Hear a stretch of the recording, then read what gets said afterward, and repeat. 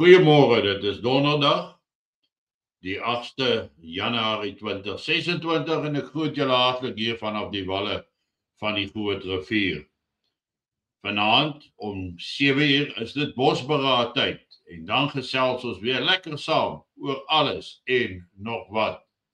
Maak seker jy is ingeskakel vanaand by die bosberaad program van my en ek dink ons gaan 'n hele paar onderwerpe bespreek, maar ook kyk na iets vags wat mag opkom. So 'n lekker gesprek vanaand om 7 uur regstreeks op bosberaad en sien julle dan daar. Intussen sien ons dat Donald Trump se aansprake op Groenland, sy uitlatings en wat hy sê dat hulle het Groenland nodig vir defensiewe redes en Denemarke het baie lank absoluut niks gedoen daar nie.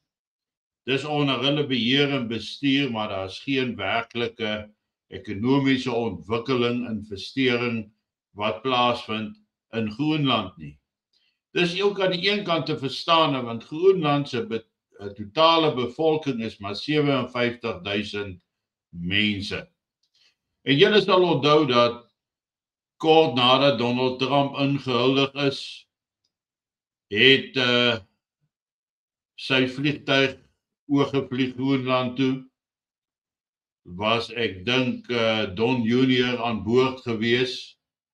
Daar was later ook weer 'n besoek van Mario Rubio, die sekretaris van buitelandse sake aan Groenland.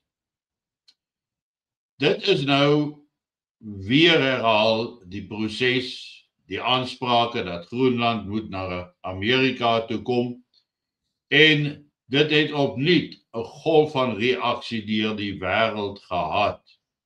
So by so dat Europese lande gesê het en van hulle dat indien Amerika Groenland vat, dan vat hulle al die militêre basisse van Amerika wat deur Europa versprei is en dan moet die Amerikaanse troepe uitgaan.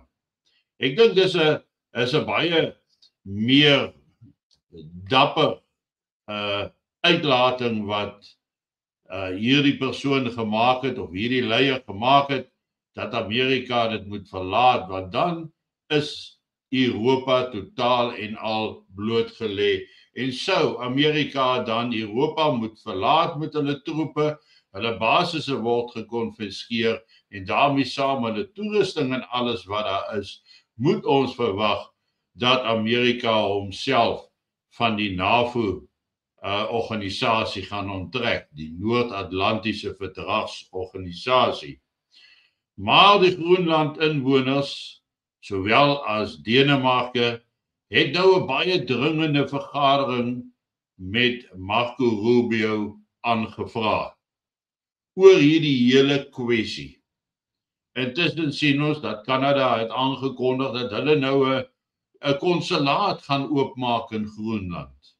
Iets wat niemand in belang gestel het ooit om te doen nie, totdat Donald Trump nou gewys het dat hy is bereid om sy aansprake in Venezuela deur te voer. Hulle besef nou ook dat Donald Trump baie ernstig is oor Groenland. En ek dink ons in Suid-Afrika moet baie baie sterk besef dat Donald Trump se aansprake of dit wat hy sê oor Suid-Afrika ook ernstig aanskou moet word of dan in 'n ernstige lig beskou moet word. Maar dit bring natuurlik 'n ander klomp kopsere na vore. Maar eerstens die Groenland situasie. As ons gaan kyk en ek deel hierdie kaart met julle, met dis 'n kaart nou van die wêreld, maar van die Noordpool af gesien na onder toe. Die Noordpool wat dan nou hier sit, hier in die middel op hierdie ysmassa, dan sal julle ook sien, hier lê Groenland, hier lê Groenland, hier lê Kanada, tussen Groenland en Alaska, dan van Alaska af regom is dit Rusland, die in die Arktiese sirkel, tot en met daar waar ons vir Finland kry, Swede, Noorwe, en daar so ergens daaronder, ek weet nie of julle my pultjie kan sien wat ek trek daar op die bord nie, maar hoe ook al sê, hier rechtsonder is so 'n klein rooi sirkeltjie, en dis Denemarke wat daar lê. Nou mense, interessant is, dat al die vlugroutes van meeste missiele vanuit Rusland, sou dit interkontinentale ballistiese missiele wees of ander missiele om met doel om kernwapens af te lewer, dan gaan hulle reg bo oor Groenland. So die beste lyn van verdediging vir Amerika is inderdaad Groenland, en dit is 'n regmatige behoefte wat gestel word. Ons het dit nodig vir ons verdediging.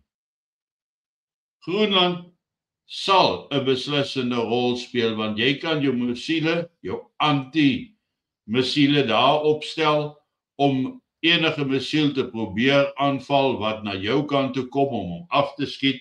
So dis 'n baie logiese ding wat Donald Trump hier versoek, wat moet gebeur. So Donald Trump kyk inderdaad hier na die beskerming van Amerika as sulks, want die enigste, net 'n stukkie van Alaska wat in die Arktiese sirkel geleë is, verder het hulle geen grond in die Arktiese gebied nie, en Groenland gee vir hulle toegang tot hierdie Arktiese sirkel, dan ook die noordelike Arktiese seeroutes vir doeleindes van oorlogsschepe, maar ook vir doeleindes van handeldryf. So niks van wat Donald Trump gesê het, nadat hy ingehuldig is, tot wat hy nou sê, maar ek dink die fokus nou na Venezuela is nou Groenland. En ons gaan daar, of gaan hulle Groenland koop, of hulle gaan Groenland net eenvoudig oorneem by Denemarke, en daar is niks wat Denemarke daaromtrent kan doen nie, behalwe dan om sê vir Amerika uit Europa te skop, maar sou hulle dit uit Europa skop, is Amerika uit NAVO uit, en dit kan hulle ook nie bekostig nie, want dit laat hulle heeltemal bloot. Maar dit op die ou einde van die dag is ook 'n moontlikheid, want Donald Trump is totaal en al onvoorspelbaar. Maar hy het al hierdie nodige lyne vir ons gegee. Daai tyd, Groenland, Panama, Suid-Afrika, hy het daarvan 'n geding gemaak. Hy sê, wel, as hy nie Groenland kan hê nie, dan moet hy Kanada hê. So, hierdie dinge was vooraf wel deurdenk en beplan. Hy het presies geweet wat hy waar in die wêreld gaan nodig hê. So, aan die een kant kan ons nou kyk en sê, dit wat in Suid-Afrika tot op hede gebeur het, die vlugtelingstatus wat vir Afrikaners gegee is, die aandring op die verklaring van plaasaanvalle en plaasmoorde as prioriteitsmisdaad, geen BEE voorwaardes vir Amerikaanse maatskappye nie, en dan natuurlik die werklike rede, bring Suid-Afrika se buitelandse beleid in lyn met die van Amerika, wat ons nou sien, nie sal gebeur nie. Die hardkoppige, ondeurdenkbare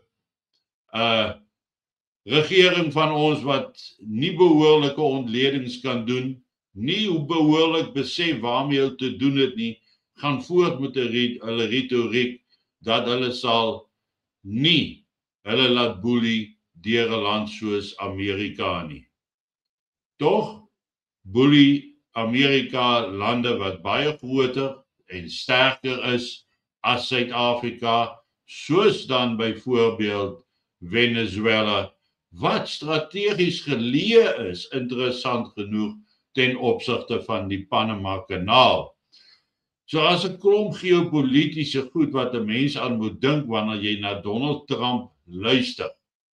Maar ek dink die wêreld maak 'n fout as hulle vir hom lag oor dit wat hy sê, want hy's dood ernstig met dit wat hy sê. En ek dink dat Groenland gaan wel binnekort in die een of ander formaat onder die bestuur van Amerika beland.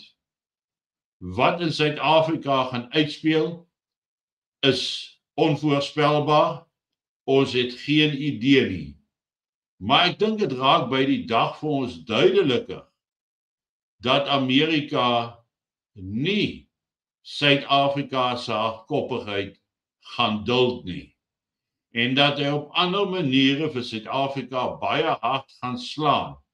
En dan praat ek nie van 'n militêre inval of enigiets in daai lyn nie, alhoewel dit sekerlik nie uitgesluit is nie, maar voorsien ek dat Amerika gaan maniere vind om baie meer druk op Suid-Afrika toe te pas.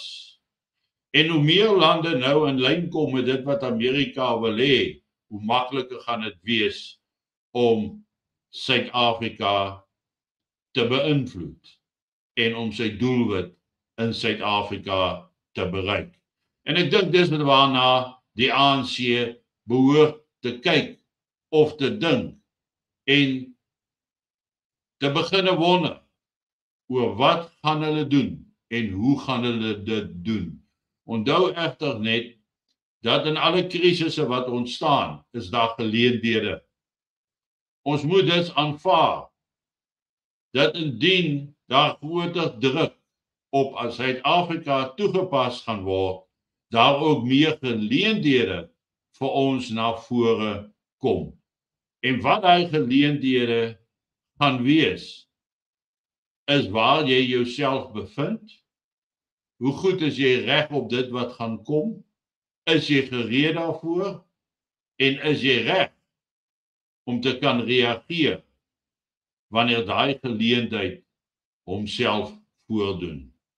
Geniet vanoggend jou kondensmelk koffie en ek is môreoggend terug by julle en moenie vergeet om vanaand om 7:00 in te skakel na die Bosberaad nie.